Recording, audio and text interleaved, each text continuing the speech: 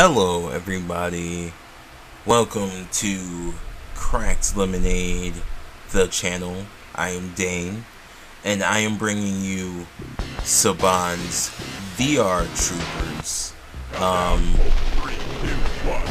Just coming off the heels of doing Mighty Morphin Power Rangers, the movie, I wanted to bring this game into the ethos, talk about the show, because I've watched about 40 episodes of season 1 on Netflix, and looking back, it kind of amazes me that this show actually got 2 seasons. It's not a terrible show, but it could have been better in so many ways.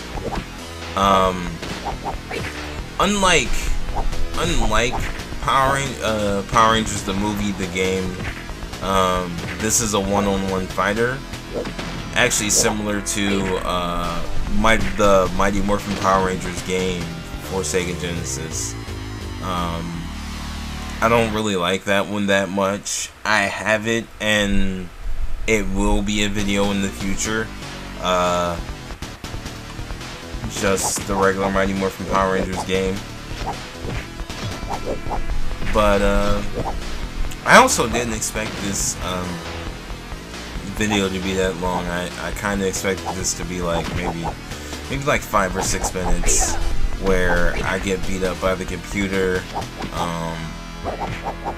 and it's over. But I have to say, I'm gonna give myself some credit here. I ended up faring a lot better than I thought I would with this game. So, VR Troopers came out in '95, and originally Jason David Frank was written off of Power Rangers to be the main character of this show, and it was originally called Cybertron. Fans wanted JDF to be in Power Rangers, so that happened. And long story short, I think that was a better decision historically. I could only imagine what would happen to Jason David Frank's career, let alone Power Rangers, if he didn't continue to be a Ranger and, you know, Saban went with other actors. As of right now, you know, Power Rangers is a global cultural phenomenon. Like, Power Rangers is recognized in Japan, where the source series Super Sentai is made. Like, it's recognized. It has brand recognition. People love it. And some people love to shit on it. But it is what it is. It is genius, like, on the part of Saban. It was something, you know, he struck gold with, and he tried to strike gold twice, and in almost every other attempt that wasn't Power Rangers, he failed miserably. And I can't even say like all his ventures in Power Rangers was a win. So I was about to call it Cybertron. VR Troopers starts with Ryan Steele, who always begins the episode with an internal monologue about how great his dad is. His dad went missing at some point in his life. He's very reminiscent of his father. Like, he's very reminiscent about his father. Each episode is apparently related to lessons that his father taught him when he was a little kid. So it always goes back to, "Oh, I miss you, Dad, and I'm gonna find you again. Golly gee willikers, all shucks," things. But, like, it's completely unnecessary. Like, if you took out the dad subplot and you just kind of like relegated it to certain episodes, it would be stronger. And that's kind of like my criticism of VR Troopers in general, of like, not just with the dad thing, but just the overall show. If they did more of certain things and less of other things, it would be great. So, Grimlord is kind of the... how would you describe him? During the scenes, there's a black guy who's Black Zordon, aka Professor Hart, who worked with Ryan Steele's dad to create the VR Troopers powers. And then right after he shows up, there's the, like, wrinkly? I don't know if he's wrinkly. Is he wrinkly? Not necessarily describe him as wrinkly. This is Ryan Steele's dog, Jeb. Anyway, so after every fight in Grimlord's face, you go into Battle Grid mode, which was Saban's way of shooting American footage where suit actors were fighting. They didn't fight in the Beetleborgs costumes. They had repainted Power Rangers helmets and spandex. And that's Professor Hart. This is Grimlord. So Grimlord is a millionaire that owns a business that does things, but he's also the king of the virtual world and wants to destroy the planet for reasons. They don't flesh out who Grimlord is at all. He's just this psychotic white guy who owns businesses and wants to destroy Crossworld City, which is the setting of the show, for reasons. Like, there's just... He wants to destroy the reality barrier between the virtual world and the real world for reasons. He wants to destroy Ryan Steele all the time for reasons.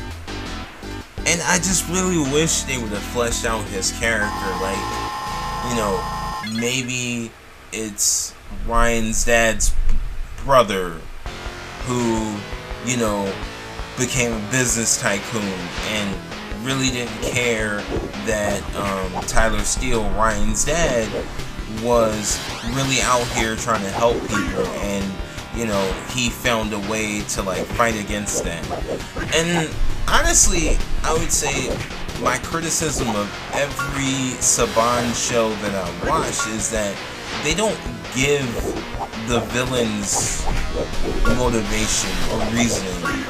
And oftentimes, the Japanese equivalent to the show ends up giving a great backstory for the villain.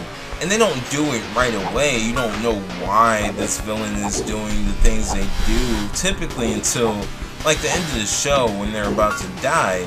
But their motivations make more sense. And things are certainly fleshed out more, because, like, usually it starts with the Ryan Steele monologue, then it goes to some scene where they try to set up the action, and after the setup, the guy who's Grimlord somehow hears about the thing that was being set up with the main VR Troopers, and then goes out of his way to try to sabotage that thing. And it just, it feels so, like, artificial. When you compare it to, like, other storylines and other things that happen in superhero worlds. And, you know, VR Troopers actually could have been a good show, and after kind of a lot of thought, like, I wouldn't be against Saban adapting, like, maybe Kamen Rider or another Toku series to the United States now in 2017, because I feel like the mistakes in the 90s were mistakes in the 90s, and there are ways that like I feel like Power Rangers has grown, but maybe not, or maybe I'm being a little overconfident in Saban's ways, but like I think like now with the way kind of like technology is and shows are, there was a very 90s formula that that existed in like 95, and not only did Saban shows follow it, but a lot of live action shows where they tried to depict superheroes kind of like went by like the 90s vibe of like, you know, character balance and storytelling. And I think that storytelling has evolved a bit. And again, maybe I'm just too optimistic because I haven't watched like Power Rangers actively. To be quite honest with you, like I've tried to watch Power Rangers Super Mega Force, and I couldn't. Like I only watched about 8 episodes, and then I tried watching Dino Charge, and I only got through like 8 episodes. But despite my displeasure for those seasons, I do realize those shows aren't for me. And if Power Rangers is still going strong and they're still making that merch related to those seasons, then they're doing something right. And I feel like even if I don't like what they adapt, they could bring those shows back and shoot better scenes, edit better transitions, maybe get more competent writing, you know, get the shows to feel different. So, ranting aside, this is the battle grid, and they do use the battle grid in the show, and these are Skugs, which are this universe's putties, except they are way more difficult to defeat. The only way you can defeat a Skug is if you knock one Skug into another Skug, or if Skugs combine, they disappear and go back to the virtual world, which is easier said than done because they have fighting ability and they actually do hold their own in multiple episodes. So, you know, I would say like, hey, oh wow, Darkheart, wow. And I only know this because I just watched the show on Netflix. Darkheart is actually Ryan Steele's dad, and they find him and rescue him, but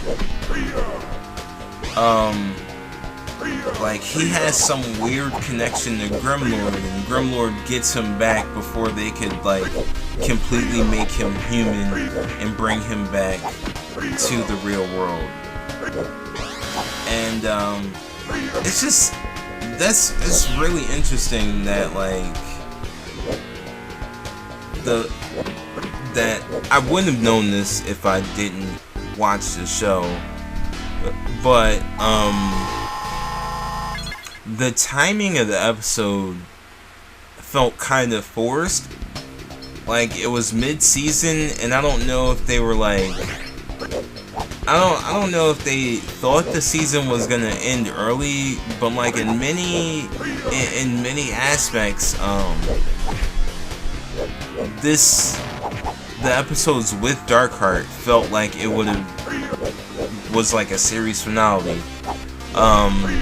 it's a 4-part episode too, so it's just the timing of it was just kind of weird, and like, you know, for the series to go on and have like minor storylines that don't tie into this, and you know, Grimlord, I don't know, like Grimlord just seems like he's constantly in denial to me, and I don't know, that just, I don't know, it just rubs me the wrong way, because he's like, I'm gonna defeat the troopers, and he loses, and not even like, you know, whatever, he clearly loses, and then there are instances where he almost wins, but then he sabotages himself, or like the monsters he like uses messes up, and this is when the battle grid gets harder, and also partially why this video is 2 parts. For some reason they programmed it so that you don't lose a life. You don't lose a life when you lose in battle grid, and you don't continue. You don't, I mean, like, you don't have to go to the continue screen or whatever. Like, when you lose in the battle grid, you have to fight the monster you just beat over again, and so that prolongs it. And as long as you don't quit the game, you can, like, as long as you don't quit the game and you beat the main monster, you can play the level over as many times as you want if you lose in battle grid mode. I don't remember this 8 monster from Big Bad wow, I said Big Bad Beetleborgs Works. VR Troopers. I'm so glad there's not a Big Bad Beetleborgs game, by the way. That show was terrible. It was so bad. Anyway, I lose, and I will try again, but this is also going to be the end of part 1. I want to thank you for watching today, and I will see you all with the second and final part of VR Troopers for the Sega Genesis. I'm Dane, and peace out.